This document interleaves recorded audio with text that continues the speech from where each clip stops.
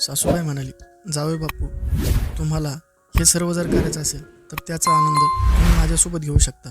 यात मी तुम्हाला पूर्ण मदत करीन. यामुळे माझ्या मुलीला सुद्धा त्रास सहन करावा लागणार नाही.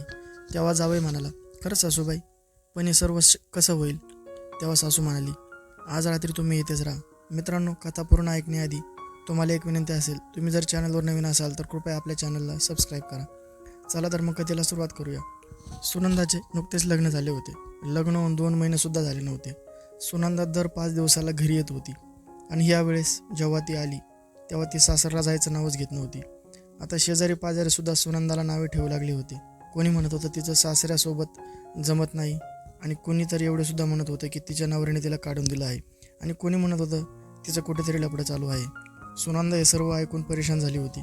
एक दिवस तिच्या आईने तिला खूप समजून सांगितले, पण एवढं समजावून सांगितल्यानंतर सुद्धा ती तिच्या सासरमध्ये जायला तयार होत नव्हती. कारण तिला तिच्या सासरमध्ये जायला खूप भीती वाटत होती. आणि याचं कारण होतं तिचा नवरा. तिचा नवरा एखाद्या राक्षसाप्रमाणे रोज तिच्यावर जबरदस्ती करायचा. आणि सुनंदा केवळ 19 वर्षाची होती आणि तिचा पती 35 वर्षाचा. यामुळे तिचा नवरा तिच्यासोबत जे करत होता ते तिला आता सहन होत नव्हतं. तिचा नवरा जनावराप्रमाणे तिला त्रास द्यायचा. हे सर्व ती भीतीपोटी सहन करत होती. तिने बरेच प्रयत्न केले आपल्या आईवडिलांना सांगण्याचे की मला आता लग्न करायचं नाही, मी अजून लहान आहे. परंतु तिच्या आईवडिलांनी जबरदस्तीने तिचं लग्न करून दिलं. तिला तर माहीतसुद्धा नव्हतं की लग्न काय असतं, नवरा काय असतो. यामुळे ती तिच्या नवऱ्याला कसे आनंदी ठेवणार. आज ती तिच्या सासरहून 5व्यांदा घरी आली होती. तिच्या घरचे खूप चिंतेत पडले होते की काय झालं असेल. तेव्हा सुनंदा म्हणाली, मी फक्त माझ्या आईसोबतच बोलेल. तिची आई म्हणाली, काय झालं, तू एवढं चिंताग्रस्त काय आहेस? तुझ्या सासरमध्ये सर्व काही ठीक आहे ना? ती म्हणलेली, काहीच ठीक नाही. आणि ती रडायला लागली. आई म्हणाली, काय झालं सांगशील तर आधी. ती सांगू लागली, माझा नवरा मला रात्री खूप परेशान करतो, खूप त्रास देतो. तेव्हा तिची आई म्हणाली, हे बघ सुनंदा, आता सुरुवातीच्या दिवसामध्ये नवीन लग्न झालेलं असतं, मग हा त्रास होतच असतो. नंतर सगळं नॉर्मल होत असतं. यात घरी येण्यासारखं काहीच नाही ना, लोक नाव ठेवतात आपल्याला बाहेर. सुनंदा म्हणू लागली, आई, ते मला रोज विचित्र कपडे घेऊन येतात, मला ते घालायला लावतात, आणि मी जर ते कपडे घातले नाही तर ते मला जबरदस्ती करतात आणि वेगवेगळ्या प्रकारे आसने करून माझी धुणी करून घेतात. ते वाईट प्रकारचे चित्रपट बघतात आणि त्याच प्रकारे मला करायचं म्हणतात, आणि आता मला ते सहन होत नाही. शेवटी मी सुद्धा एक मनुष्यच आहे, मी काय जनावर नाही ना. मला सुद्धा त्रास होतो आणि मला हा असा त्रास झालेला बघून त्यांना खूप बरे वाटते. त्यांचा पारा आणखी चढतो. सुनंदाचे बोलणे ऐकून तिची आई म्हणते, अरे देवा, माझ्या जावाला हे काय झालं आहे? असं का करत असतील ते माझ्या मुलीसोबत? सुनंदा बोलू लागली, आई, तुला माहिती नाही त्यांच्यामध्ये किती वासना भरलेली आहे, जी कित्येक वर्षापासून अपूर्ण आहे.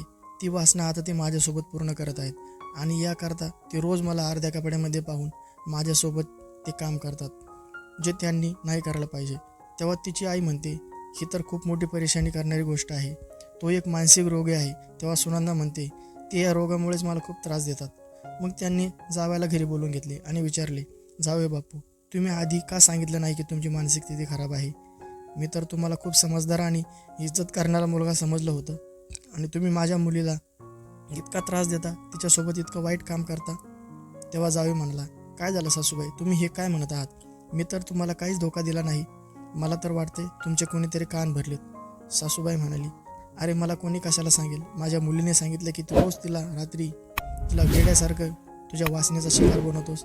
हे सगळं ऐकून तो थोडा घाबरल्यासारखा होतो आणि त्याच्या कपाळावर घाम येतो आणि त्याचा चेहरासुद्धा फिका पडतो. तो म्हणू लागला, हे बघा सासूबाई, मला काही समजत नाही, तुम्ही हे काय बोलत आहात? तेव्हा सासूबाई म्हणाले, तुम्हाला चांगल्या प्रकारे समजते. तुम्ही हे जर बंद केलं नाही तर याचे परिणाम खूप वाईट होतील. हे माझ्या मुलीकरता चांगलं नाही. याने माझ्या मुलीचा जीवसुद्धा जाऊ शकतो. ती अजून लहान आहे आणि तिचं शरीरसुद्धा सहन करू शकत नाही. तेव्हा जावई म्हणाला, सासूबाई, मी तर तिच्यावर फक्त प्रेमच करतो. सासू म्हणाली, अरे हे कसलं प्रेम? आणि प्रेम करायचा हा कोणता प्रकार आहे? प्रेम तर सर्वच पती करतात आपल्या पत्नीवर. जावई म्हणू लागला, सासूबाई, मी हे जाणून बुजून करत नाही, परंतु अर्धी रात्र झाल्यावर न जाणून मला काय होते, काय समजतच नाही. माझ्या हृदयाची धडधड अचानक वाढू लागते आणि मी बेचैन होऊ लागतो. मी जर हे सर्व नाही केले तर माझं डोकं कामच करत नाही. मग आता तुम्हीच सांगा मी काय करू? तेव्हा सासूबाई म्हणाली, तुम्हाला हे सर्व जर करायचं असेल तर त्याचा आनंद तुम्ही माझ्यासोबत घेऊ शकता. यात मी तुमची पूर्ण मदत करीन. यामुळे माझ्या मुलीला सुद्धा हा त्रास सहन करावा लागणार नाही. तेव्हा जावई म्हणाला, खरंच सासूबाई, पण हे सर्व कसं होईल? तेव्हा सासू म्हणाली, आज रात्री तुम्ही इथेच राहा, आणि जेव्हा सर्व झोपी जातील तेव्हा मी तुम्हाला इशारा करेल. तेव्हा तुम्ही गुपचूप माझ्या मागे मागे या. तेव्हा जावयाने ठीक तसंच केलं. रात्रीचे 12 वाजले. सर्व लोक झोपी गेले होते. सासूबाईने जावाला एक मिस कॉल दिला. आता पुढच्या अर्ध्या तासामध्ये जे होणार होतं त्याचा विचार जावयानेही केला नव्हता आणि सासूनेही नाही. कारण सासूबाईच्या अंगामध्ये जवानीची आग भडकली होती. सासू आता तिच्या जावयाचं स्वप्न पूर्ण करणार होती. सासू म्हणाली, जावे तुम्ही इथेच थांबा आणि माझी वाट बघा. सासूबाई बाथरूममध्ये गेली आणि बोटाने जावयाला आतमध्ये येण्याचा इशारा केला.